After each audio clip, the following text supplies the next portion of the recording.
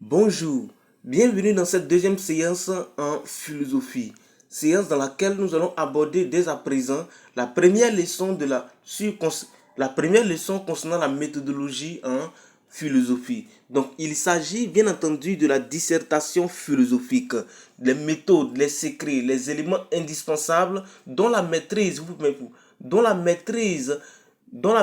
permettra de mieux comprendre cet exercice exigeant.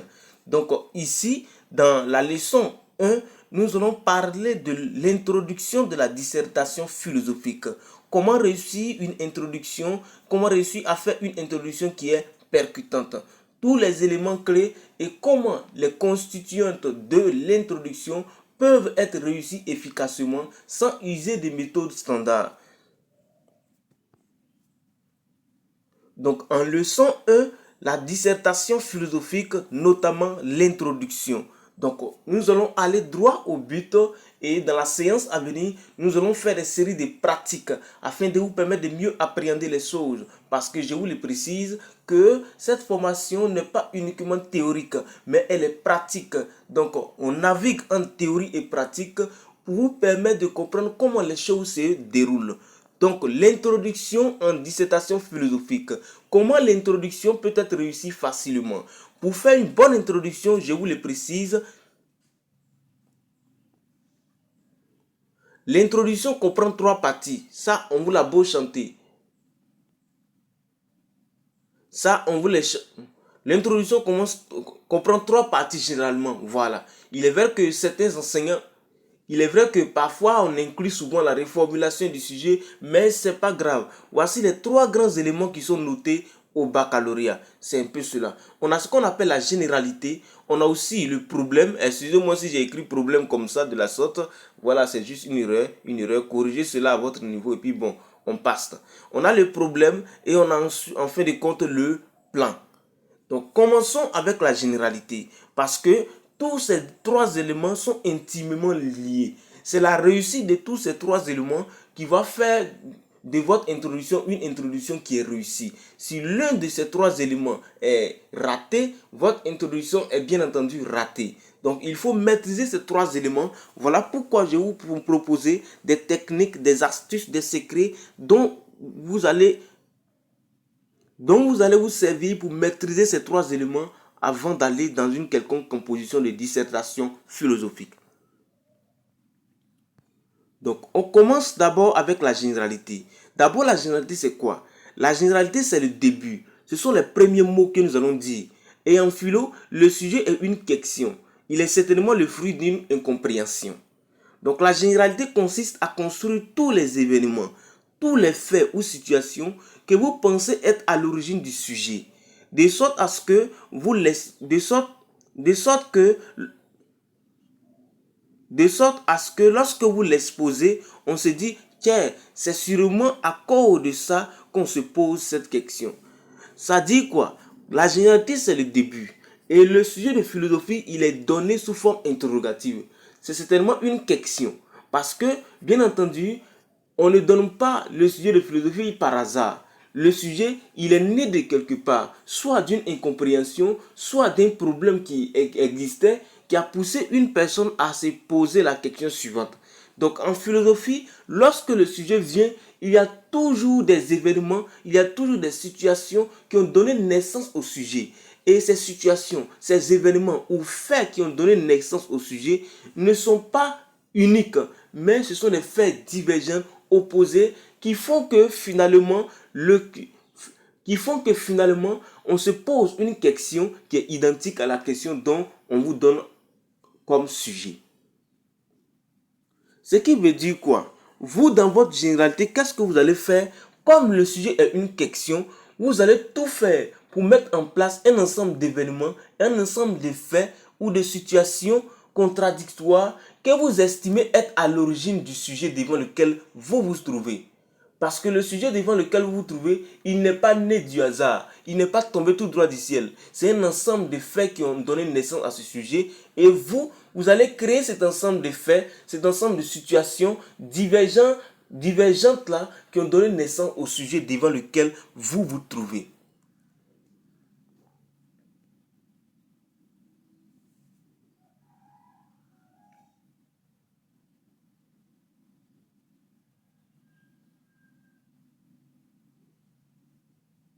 Donc le sujet de dissertation philosophique est une question que vous devez vous approprier. Donc vous devez vous approprier la question et vous demandez, mais qu'est-ce qui a poussé qu'est-ce qui a poussé l'enseignant à donner ce sujet? Si le sujet parle par exemple de l'État est-il un mal pour le citoyen, qu'est-ce qui a poussé l'enseignant à donner ce sujet?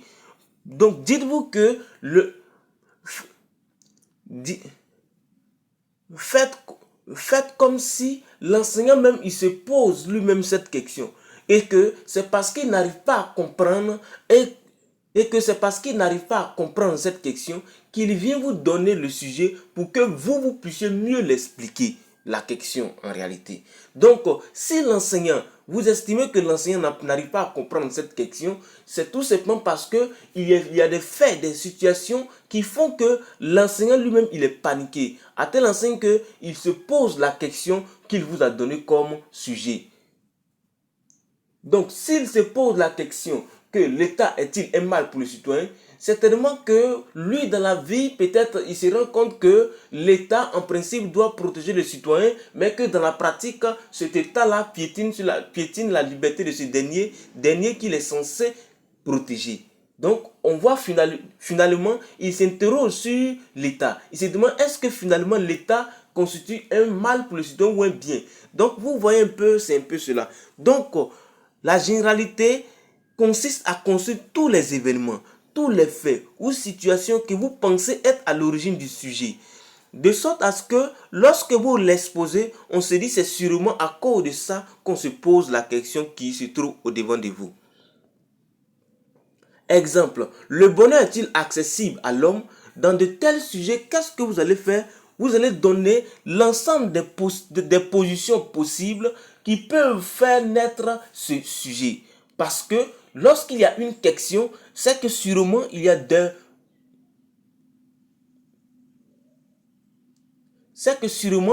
au minimum deux positions où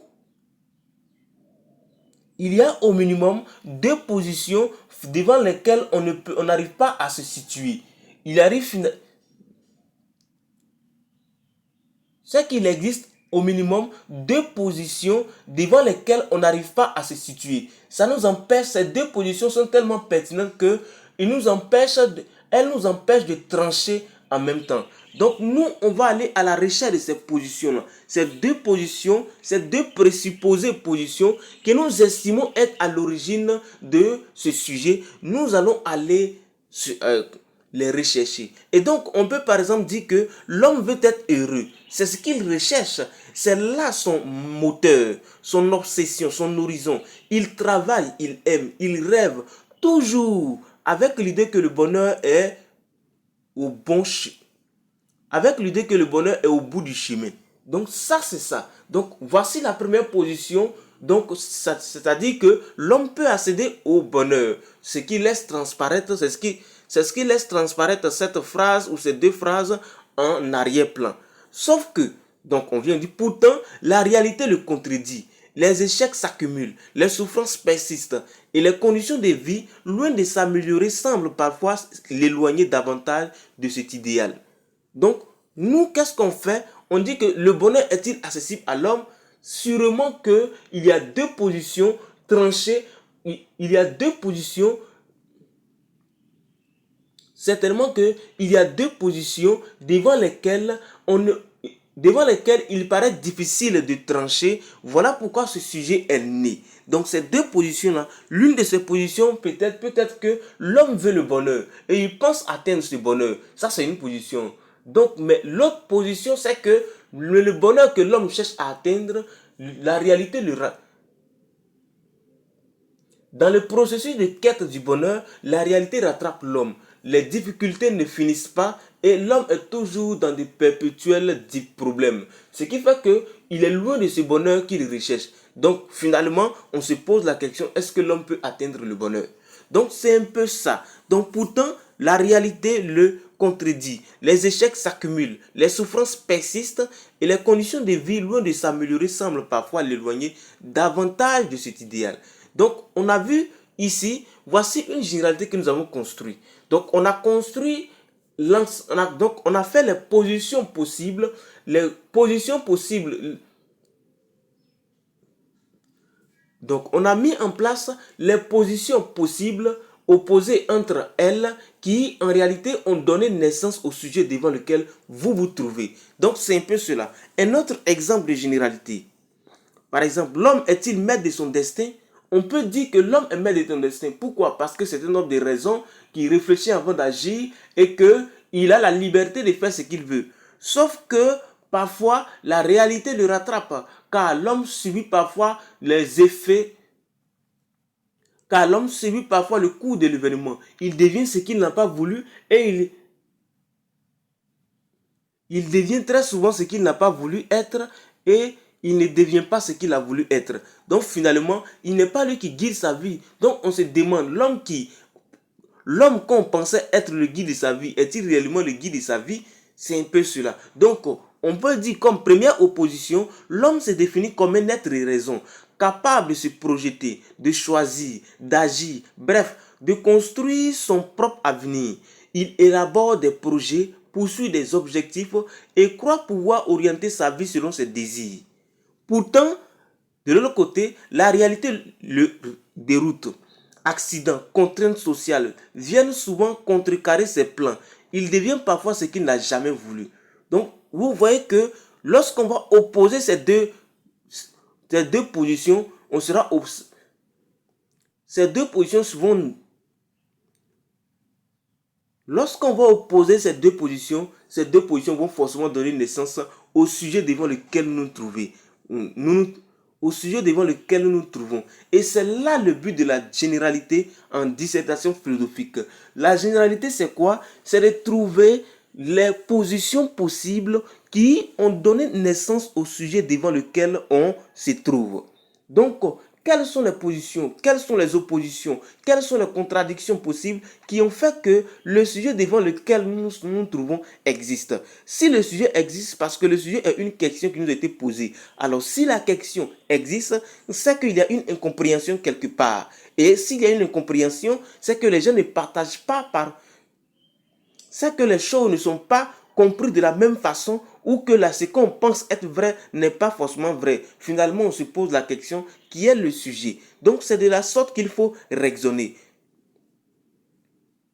Donc, on doit sentir dans la généralité une tension, une incompréhension qui donne naissance au sujet. Cette généralité peut se faire de trois manières. On peut faire la généralité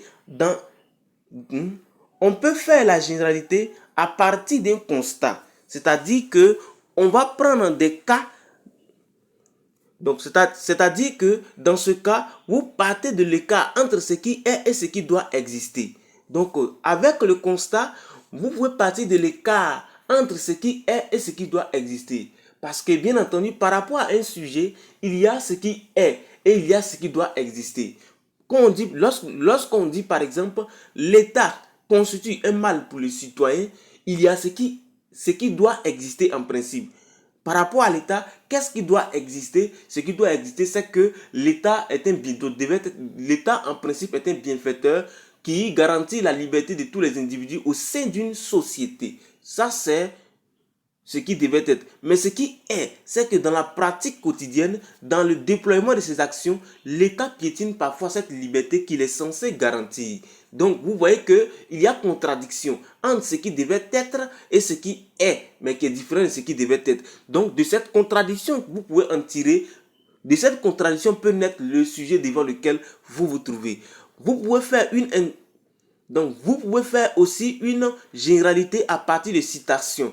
C'est-à-dire qu'il peut exister deux auteurs qui peuvent avoir des opinions divergentes par rapport au sujet. Donc ces opinions divergentes-là peuvent constituer pour vous des positions opposées possibles qui ont donné naissance au sujet devant lequel vous vous trouvez. Ainsi, lorsque vous mettez en opposition ces idées contradictoires, va naître forcément le sujet devant lequel vous vous trouvez. C'est un peu cela. Donc le but en réalité, c'est de pouvoir insérer le sujet, c'est-à-dire le problème en question. Donc l'introduction, donc cette généralité peut être construite à partir d'un constat, à partir de citations contradictoires, à partir aussi d'une définition des termes, mots et ou expressions clés du sujet. Donc, ces 3 éléments, nous allons voir cela en pratique bien expliqué dans la séance prochaine. Gardez ça à l'esprit, introduction 1. Gardez ça à l'esprit, une généralité par constat, par citation et par définition. Nous allons le voir dans la séance prochaine où nous allons expliquer dans les détails quelles sont les tactiques qu'il faut faire pour pouvoir faire l'introduction. Les tactiques, les secrets qu'il faut maîtriser pour parvenir à faire aussi l'introduction selon ces trois procédés. Voilà, c'est un peu cela. Donc, voici un bref aperçu de la généralité. En théorie. Après la généralité, il faut maintenant insérer le problème du sujet. Donc, une fois que vous avez fait votre généralité, vous posez le problème que vous avez déjà trouvé. Pour trouver le problème, lisez attentivement le sujet, reformulez-le et vous allez percevoir nettement la question fondamentale du sujet. Faites ce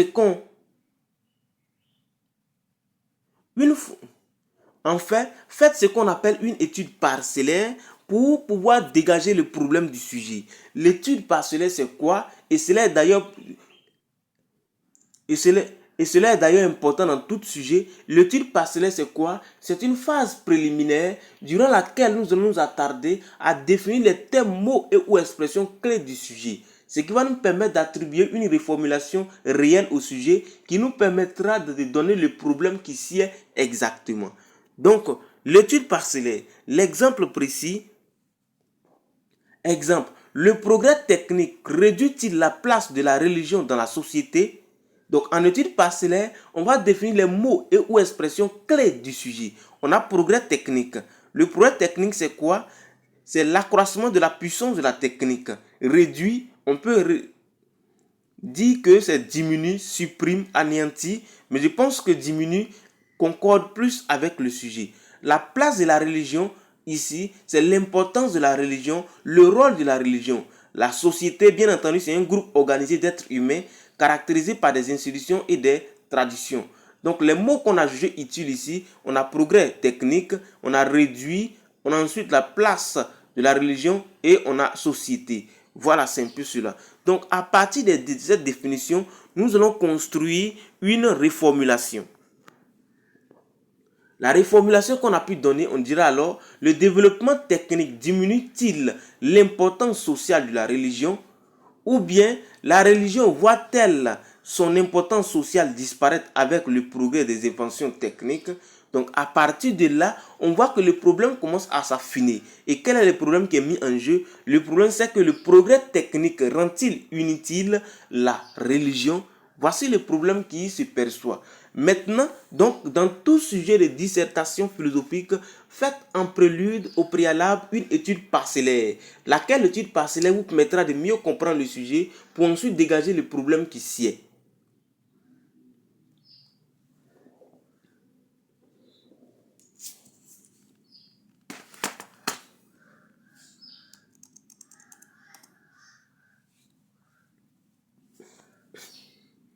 Maintenant, s'il arrive que malgré l'étude parcellaire, malgré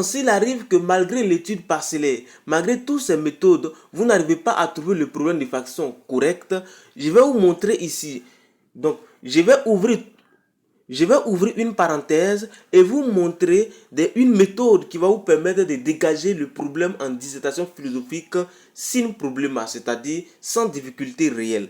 Donc, je vous montre alors une méthode en fonction de 3 types de cas de sujets. Donc, dans le premier cas, le sujet est posé sous forme interrogative. Il est clair et compréhensible, comme par exemple, la technique menace-t-elle l'homme?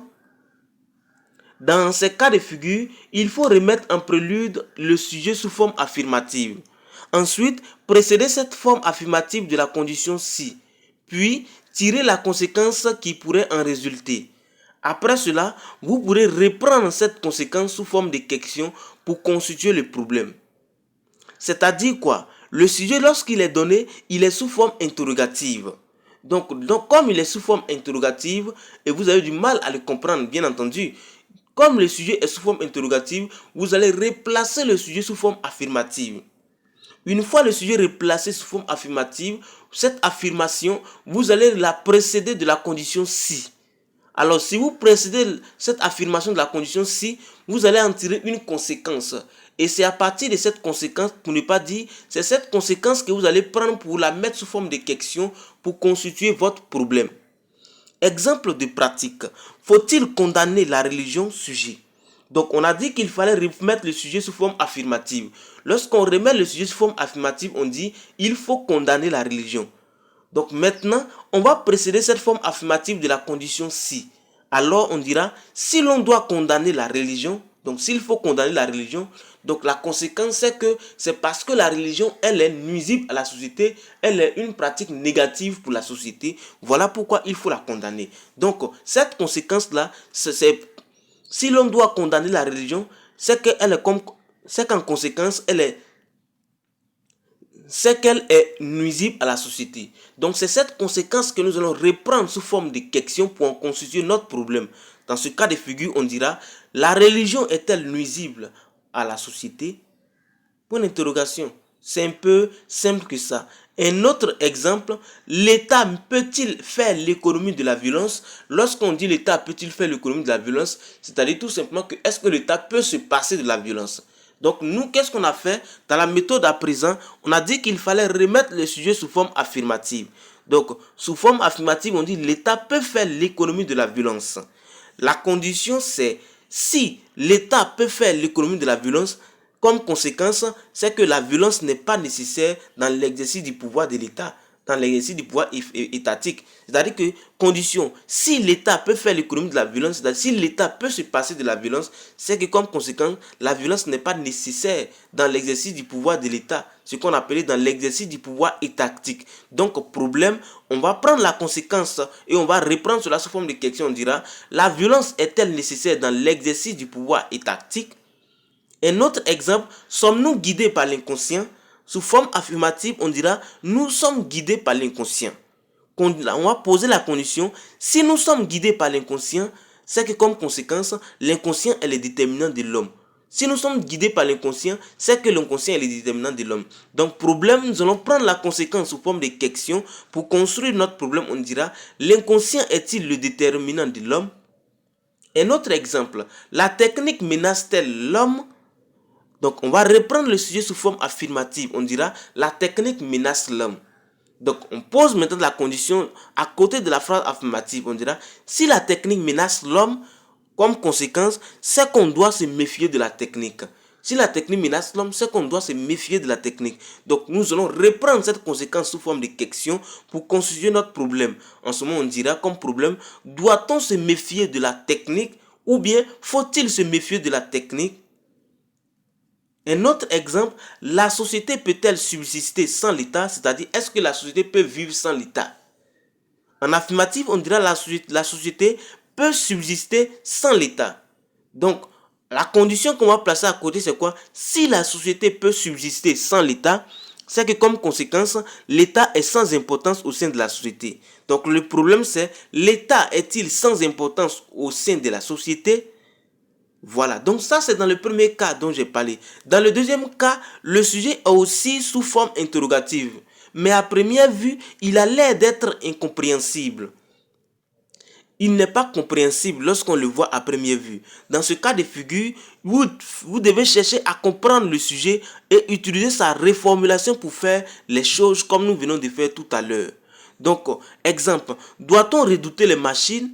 Donc, doit-on redouter les machines? On ne comprend même pas. Parce que lorsqu'on quitte le sujet pour aller dans notre cours, on ne voit pas une partie du cours où nous avons abordé les machines. Quand vous allez regarder votre cours de philosophie, bien entendu, vous ne voyez pas une partie du cours où vous avez abordé les machines. Donc, finalement, vous devez chercher à comprendre d'abord ce sujet, ce qui va impliquer une étude parcellaire. Donc, on va dire, doit-on, c'est faut-il. Redouter, c'est craindre, avoir peur de. Les machines, ce sont, lorsqu'on réfléchit bien, on a vu un cours sur, Lorsqu'on réfléchit bien, dans le cours de philosophie, il existe une partie dédiée à la technique. Or, on sait que les machines, ce sont les inventions de la technique. Donc, on va définir les machines comme les inventions techniques. Donc, en reformulation, on va dire maintenant, faut-il craindre les inventions techniques? Le sujet il est maintenant clair. On peut utiliser la méthode maintenant précédente avec cette reformulation, bien entendu, parce que la reformulation, c'est le sujet dit sous autre façon. Donc, on peut utiliser cette reformulation pour faire cela. Donc, en affirmative, on dira il faut craindre les inventions techniques. La condition, c'est s'il faut craindre les inventions techniques, la conséquence, c'est que les inventions techniques constituent un danger pour l'homme. Alors, le problème, on va reprendre la conséquence sous forme de question. On dira les inventions techniques constituent-elles un danger pour l'homme? Vous voyez que c'est un peu simple que ça. Le troisième cas, ça c'est lorsque le sujet est sous forme affirmative. Là, il n'existe pas en philo sous forme affirmative. Mais moi, j'ai envie de dire que il n'existe pas en philo un sujet sous forme affirmative. Tous les sujets sont sous forme de questions. Les soucis, c'est que parfois, on vous donne une affirmation. Affirmation à la fin de laquelle on vous pose une question. Voilà, c'est un peu cela. Donc, parce qu'il existe une question à la fin, par exemple, qu'en pensez-vous? Donc, le sujet n'est pas sous forme affirmative, mais je garde l'idée qu'il y a une affirmation qui est là. Et ça aussi, ça peut fatiguer les élèves. Donc, dans ce cas de figure, prenez la thèse qui se trouve dans l'affirmation et reprenez les autres méthodes que nous venons de faire tout à l'heure. C'est-à-dire quoi? Un exemple. Le droit lutte contre l'inégalité et l'injustice. Qu'en pensez-vous? Donc le sujet tel qu'il est énoncé, c'est une thèse qui est à l'intérieur. Donc nous allons reprendre la thèse comme l'affirmation en question. C'est-à-dire le sujet média sous forme affirmative. Donc en affirmative, c'est le droit lutte contre l'inégalité et l'injustice. Donc on pose la condition. Si le droit lutte contre l'inégalité et l'injustice, c'est que comme conséquence, le droit permet d'établir la justice au sein de la société. Donc, parce qu'il lutte contre l'inégalité, il lutte contre l'injustice, c'est que lui, il permet d'établir la justice au sein de la société. Donc, comme conséquence, c'est que le droit permet d'établir la justice au sein de la société. Problème, nous allons reprendre cette conséquence sous forme de question. On dira alors, le droit permet-il d'établir la justice au sein de la société? Ou bien même ici, la conséquence, on pourrait dire, c'est que comme conséquence, le droit garantit la justice au sein de la société. Si le droit lutte contre l'inégalité et l'injustice, c'est que le droit garantit la justice au sein de la société. Alors le problème, on pourra aussi dire que le droit garantit-il la justice sociale?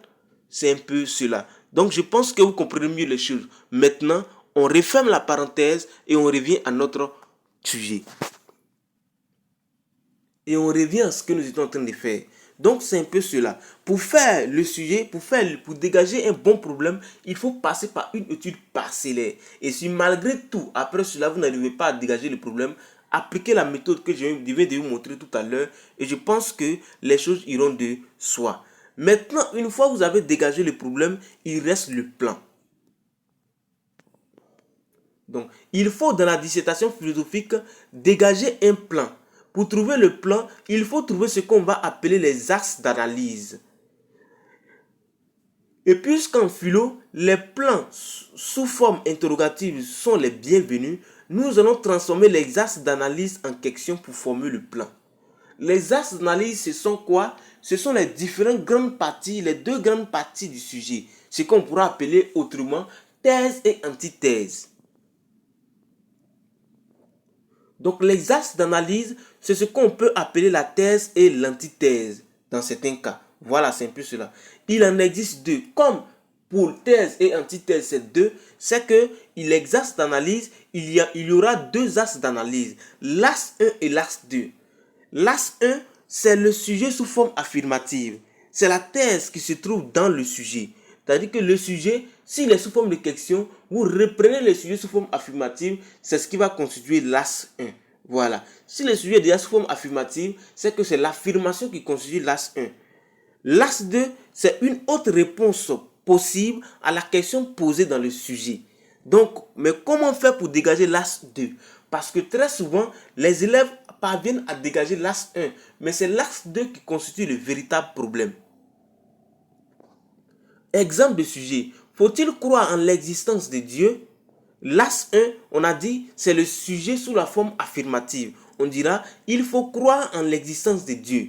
Donc l'as 2, quelqu'un pourrait tenter de dire, il ne faut pas croire en l'existence de Dieu. Non, dans l'axe, il n'existe pas de négation. On ne peut pas dire, il ne faut pas croire en l'existence de Dieu, c'est vilain à voir. Donc nous allons barrer cela.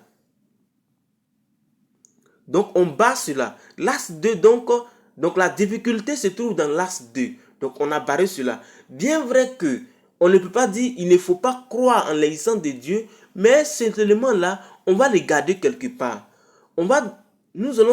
Mais cette phrase néanmoins, cette phrase, nous allons la garder quelque part. Parce que bien entendu, elle nous sera très utile pour dégager l'axe 2. L'expression il ne faut pas croire en l'existence de Dieu nous sera utile pour dégager l'axe 2. En comment est-ce qu'elle nous sera utile? En comment est-ce qu'elle nous sera utile? On va mettre cela quelque part et on va dire, mais on a dit qu'il ne faut pas croire en l'existence de Dieu. Comment faire pour enlever la négation en gardant un sens un peu similaire? C'est-à-dire qu'il ne faut pas croire en l'existence de Dieu. On va se demander quels sont les mots et ou expressions que nous allons utiliser pour véhiculer un message identique en enlevant toutefois la négation ne. C'est ce que nous allons faire. Donc, on va voir, il ne faut pas croire en l'existence de Dieu. Quelle est la phrase que je peux utiliser pour traduire un message identique sans qu'il y ait la négation? Il ne faut pas croire en l'existence de Dieu. Donc, on peut dire tout simplement que Dieu est une illusion. Donc, en as 2, on pourra dire l'existence de Dieu est une illusion. Ou bien, on peut dire aussi ici, on a dit il ne faut pas croire en l'existence de Dieu. Un autre message pour véhiculer une autre phrase pour véhiculer le même message, on pourra dire il faut nier l'existence de Dieu. Ça renvoie, il ne faut pas croire en l'existence de Dieu. Donc notre axe 2, c'est il faut nier l'existence de Dieu. Ou bien on pourra aussi dire que l'existence de Dieu est une illusion. C'est ainsi qu'il faut procéder pour pouvoir dégager efficacement les axes d'analyse. Un autre exemple de sujet, on a ici, l'homme est-il le maître de son destin? En as 1, on dit l'homme est le maître de son destin. En as 2, on est tenté de dire l'homme n'est pas le maître de son destin. Mais ça ne se dit pas. Il ne doit pas avoir les négations là-dedans. Donc on barre cela. Mais on va se demander comment faire pour enlever la négation en gardant un sens un peu identique, un peu similaire à cette phrase. Quels sont les mots ou quelle est la phrase que je vais utiliser pour véhiculer un message identique à l'homme n'est pas le maître de son destin sans qu'il y ait de la négation là-dedans. Donc l'homme n'est pas le maître de son destin. Donc on pourra dire l'homme subit son destin. Voilà, l'homme subit son destin, ça colle. Voilà. Donc voici une phrase qui véhicule le même message, mais dans laquelle il n'existe pas de négation. Donc en as 2, on dira l'homme subit son destin. Corrigez la faute qui se trouve ici et puis on avance.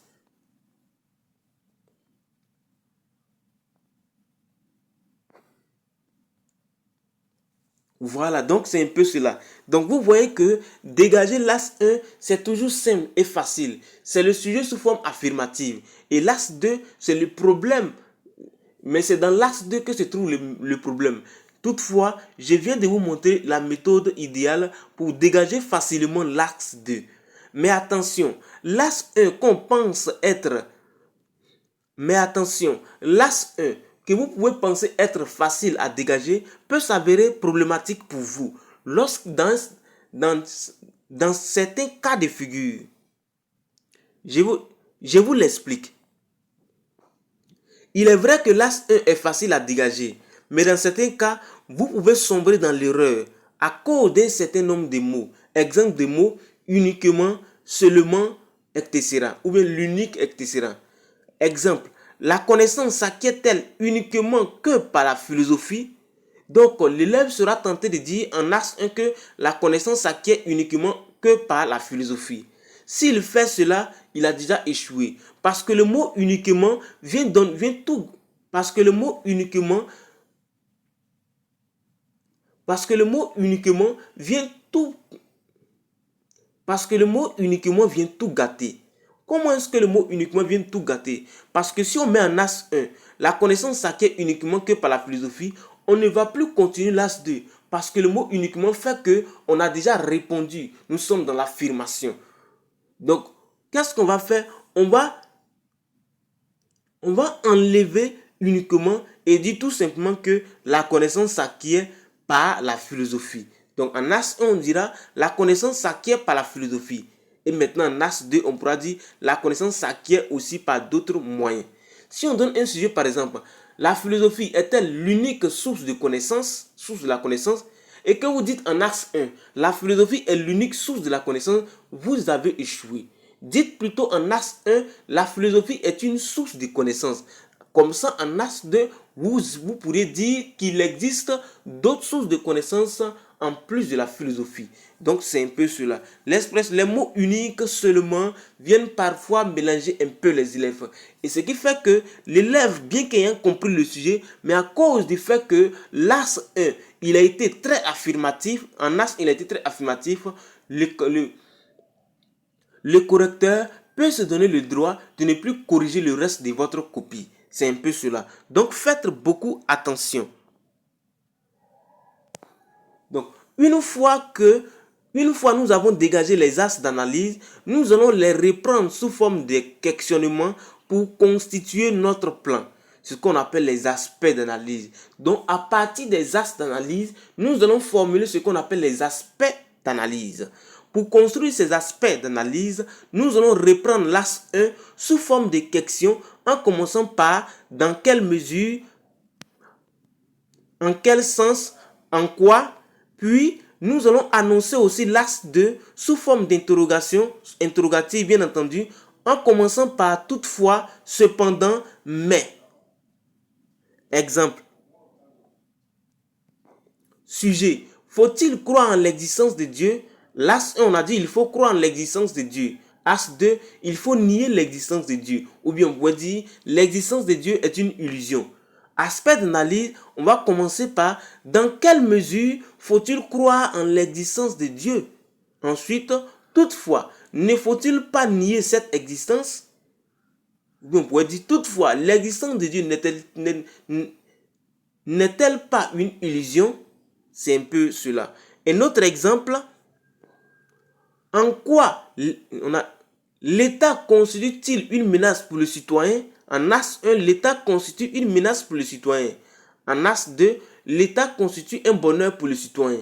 Donc, aspect d'analyse, on reprend cette première phrase sous forme interrogative en commençant par en quoi, ou bien dans quelle mesure, ou bien en quel sens, etc. Ensuite, on va prendre maintenant l'autre phrase en commençant par toutefois, ou bien cependant, ou bien mais, etc. Donc on dira en quoi l'État constitue-t-il une menace pour le citoyen? Toutefois, l'État ne constitue-t-il pas d'une manière ou d'une autre le bonheur du citoyen ou bien le bonheur de ce dernier pour ne pas faire des répétitions, etc. Donc ces aspects d'analyse vont constituer ce qu'on va appeler notre plan. Pourquoi? Ces aspects d'analyse sont sous forme interrogative, mais en filigrane, en arrière-plan, on voit déjà les différentes parties de notre travail. Parce que dans ce questionnement, on voit la première partie. C'est-à-dire la première partie, on dira que l'État constitue une menace pour les citoyens. Et la deuxième partie, l'État constitue un bonheur pour le citoyen. Donc c'est un peu cela. Donc voici comment faire pour réussir, pour faire le plan en dissertation philosophique. Donc on a vu ici comment réussir une généralité. On a vu ici comment faire la généralité, comment réussir la généralité, mais là, nous sommes passés là-dessus. Nous ne sommes pas entrés en profondeur concernant comment faire la généralité par constat, par citation ou par définition des termes, mots ou expressions clés. Chose que nous allons voir dans la séance prochaine où nous serons dans une phase de pratique. Ensuite, nous avons vu comment dégager le problème. Là, nous avons été pratiques et on a vu dans les moindres détails les différents aspects, comment faire pour dégager le problème. Et enfin, nous sommes arrivés au plan, comment dégager au plan. Dans le plan, on a dit qu'on avait besoin des axes d'analyse. Et ce sont ces axes d'analyse que nous allons reformuler sous forme de questions pour construire les aspects d'analyse. Et ces aspects d'analyse vont constituer pour nous notre plan. Maintenant, la première séance, je vous le précise, elle est terminée. Et on va se retrouver dans la séance prochaine où nous allons aller dans une phase de pratique pour vous permettre de mieux comprendre les choses. Nous allons faire des rédactions, des explications détaillées qui vous permettra de mieux appréhender, assimiler les choses. Sur ce, nous sommes à la fin et on se retrouve à la prochaine séance. Ciao. N'oubliez pas aussi de mettre les commentaires sur la plateforme. Voilà. Mettez les commentaires, ce que vous ne comprenez pas, ou bien quel est votre avis sur le cours en question. À chaque cours, mettez vos impressions sur le cours. C'est un peu cela. Je pense que vous avez mieux cerné. On se retrouve à la prochaine. Ciao. Bye.